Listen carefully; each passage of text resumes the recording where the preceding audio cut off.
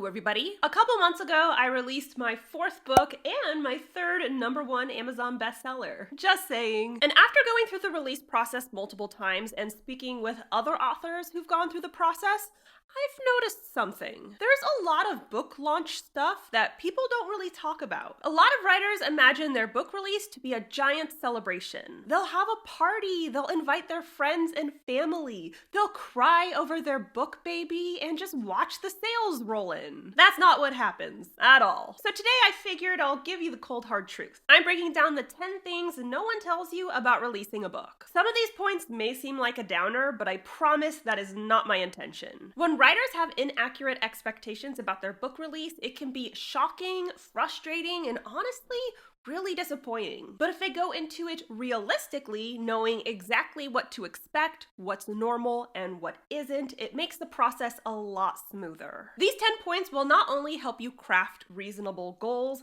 it'll also help you avoid common mistakes, and it'll let you know which bumps in the road are completely normal. Let's get to it.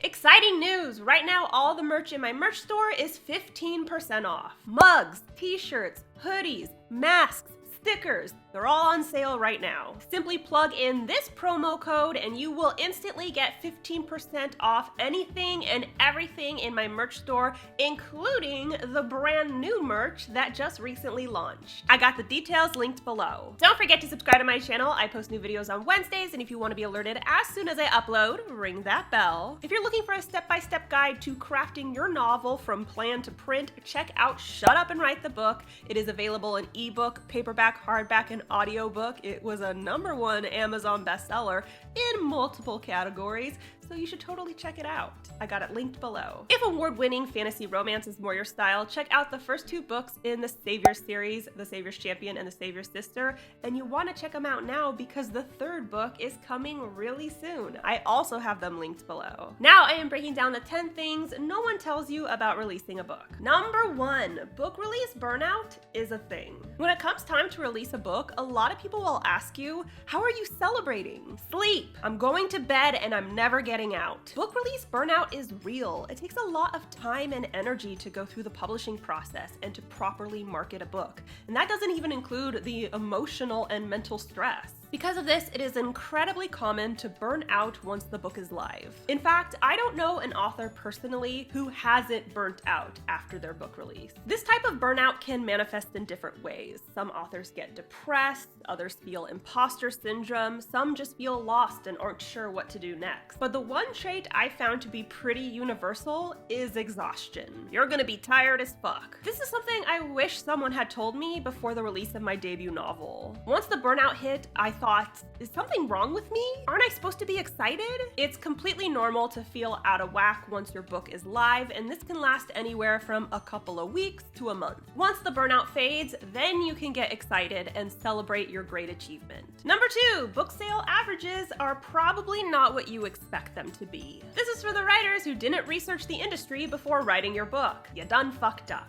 I meet a lot of writers who say that their goal is to sell millions of copies during their upcoming release. Millions? Seriously? I'm gonna burst your bubble. Millions of book sales probably definitely won't happen. Maybe for a fraction of a % of authors, but not for the vast majority. And that's okay. Contrary to popular belief, you do not need to sell millions of copies to be a career author, to be a New York Times bestseller, or to make good money as a writer. I am a 6-figure author and I have not sold millions of books. Which brings us to actual book sale averages. Now, it can be hard to get good statistics because the industry is constantly changing, but the most recent reliable figure that I found is, wait for it, 200 copies sold in the first year and 1,000 copies sold during the book's lifetime. Will these numbers make you a 6-figure author?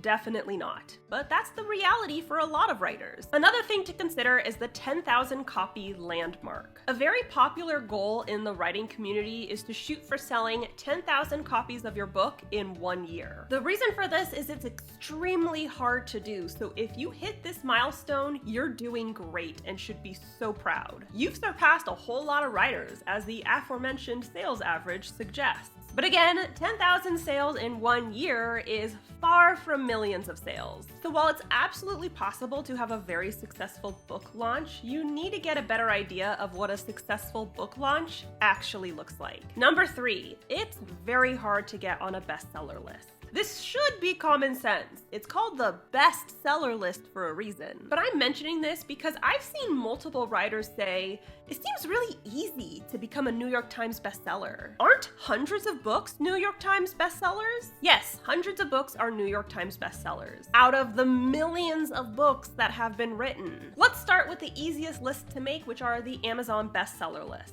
Amazon has a multitude of bestseller lists representing different genres, like paranormal romance or teen sci-fi. Now, some of the lists are more obscure, like occult astral projecting. Yes, that's an actual list. The more obscure the list, the easier to hit it. But if you want to hit one of the more competitive lists, like epic fantasy or thriller, then you're going to have to sell hundreds of books in a single day, especially if you want to hit number 1, and that's not easy to do. Now we look at the hardest list to make, which is the New York Times bestseller list. The generally accepted estimation is that if you want to hit the New York Times bestseller list, you need to sell at least 10,000 copies of your book in 1 week, and those sales have to come from different retailers. Additionally, the New York Times is the only list that takes reputation into consideration. That means even if you sold enough copies to make their list, you might get bumped off so they could feature someone more reputable, which fucking sucks. There's a lot more I could say on this. If you'd like a video on this topic, please let me know in the comments below. But bottom line is, if you think it's easy to make a list, you might be a wee bit stupid. Number 4, just because they say they'll buy your book doesn't mean they will. Why does Amazon say only 3 people bought my book? My entire family said they'd buy it. Oh, sweet summer child. That's called a platitude. You know when sometimes you tell a white lie because you want to be nice and the truth just,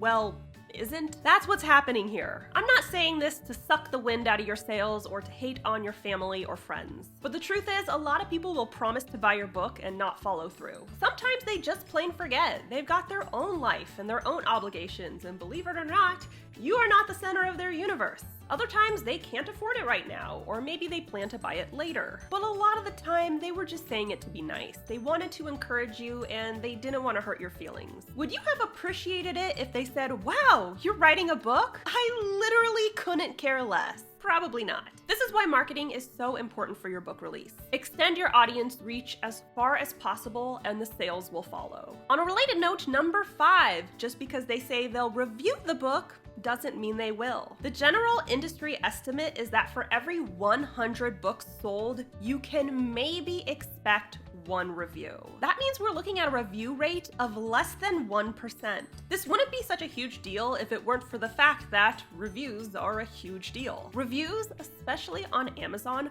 boost your book's exposure to readers and within the algorithm. That means the more reviews your book has, the more Amazon will showcase your book. This is why sending out ARCs is really important. A lot of writers fear this because OMG, you're sending out your book for free to so many people. But god damn it, you need those reviews. And the bad news continues. A chunk of those ARC reviewers aren't gonna review the book. I know, it's a kick in the dick. Most writers send out more ARCs than they think they need in order to compensate for the reviewers who won't actually leave a review. Number 6, your book might not be done. When you send out ARCs, there's a possibility that you'll get a ton of glowing reviews, which is great. There's also the possibility that a kind, well-intentioned reviewer or two will pull you aside and say, author, we've got a problem. I know several writers who have been contacted by their ARC reviewers and notified that unfortunately, their manuscript just wasn't ready for publication. I once received an ARC from a writer that had over 150 typos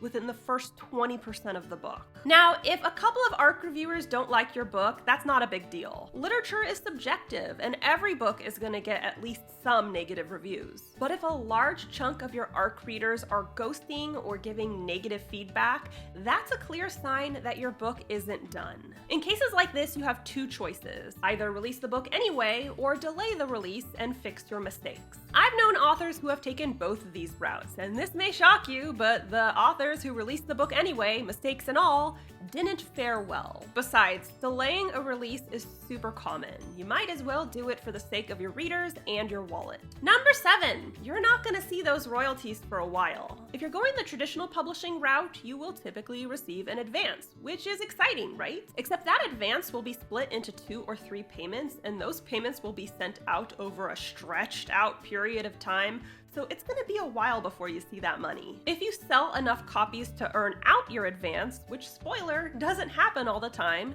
you'll start receiving royalties. But these royalties are only paid every 6 months. If you go the self-publishing route, royalties are paid on a monthly basis, so you're gonna see that money a lot sooner. However, some of the most popular publishing platforms like Amazon KDP and Ingram Spark only start paying out those royalties until about 3 months after the book's release. That's half the time of traditional publishing, but the point is, you're not gonna see that money right away. Number 8, last-minute hiccups are the norm. I've released 4 books thus far, and every single one of them has had some kind of last-minute hiccup. With my debut, the cover art and formatting were all messed up, and I had to pull an all-nighter just to get them fixed. With my second book, my proofreader sucked, and I had to proofread that book an additional 6 times just to get it right. With my third book, the cover had to be color corrected 3 times because it wasn't printing right. And with my most recent book, I found a typo the day of the release. Book releases are a massive production with so many variables, so something is bound to go wrong. But I didn't know hiccups were common with my debut novel, so I was literally bawling my eyes out over it. I thought it was the end of the world. Now when a hiccup arises, I'm just like, whoops. Time to fix it. I don't know a single writer who hasn't had a bump in the road while they were releasing a book. Some of those bumps are mountains and others are teeny tiny, and obviously, it's better to experience the latter. Try to get as many publishing tasks as possible squared away ahead of time. That way, any hiccup you experience will likely be of the teeny tiny variety. Number 9, make noise. But Jenna, how do I get people to notice that I'm releasing a book? You tell them you're releasing a book. But Jenna, if I post about my book online, that's bragging, right? Is it bragging when someone posts about their job promotion or their engagement? Is it bragging when someone reveals their pregnancy announcement? Releasing a book is a huge milestone, and I'm sure it took a whole lot more than 3 pumps to complete. People aren't gonna buy the book if they don't know it exists, so spread the news far and wide. Hell, I mention my books in every single one of these videos. Will it annoy some people? Sure. Do I care? Fuck no. I got bills to pay. I got a dog to put through college. Now is not the time for humility. Spread the news and make that fucking money. And last but not least, number 10, this is your single best marketing opportunity. This is actually something mentioned to a lot of writers, but it seems to go in one ear and out the other. Your book release is your greatest marketing opportunity, so market it. First of all, you're giving readers something to be excited about, something to celebrate. Readers like the anticipation of a book release. They want to be engaged and learn more. It's a lot harder to create an action-packed event revolving around a book after the release. Think about the excitement and fuss that people make when someone gives birth to a baby. Straights go nuts for that shit. But if on a random day someone were to say, hey look, I have a 3-year-old kid, isn't that crazy? Literally no one will give a shit. Now say your book has been out for 6 months and you never marketed it. That means you'll have low sales volume and probably no reviews.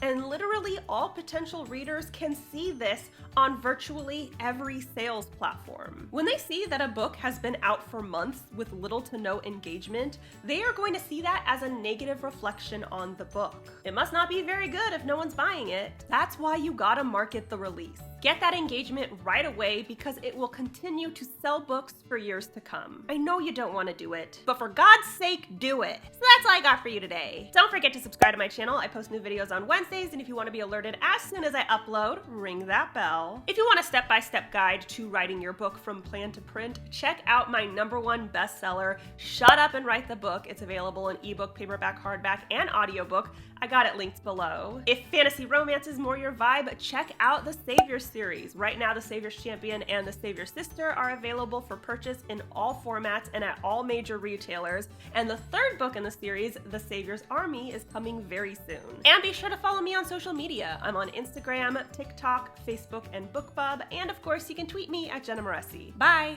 Hey there, this is Lisa Corton-Leone, narrator for Shut Up and Write the Book by Jenna Moreci. Be sure to subscribe to Jenna's channel and ring the bell. That way you're alerted as soon as she posts a new video. Trust me, you don't want to miss this stuff.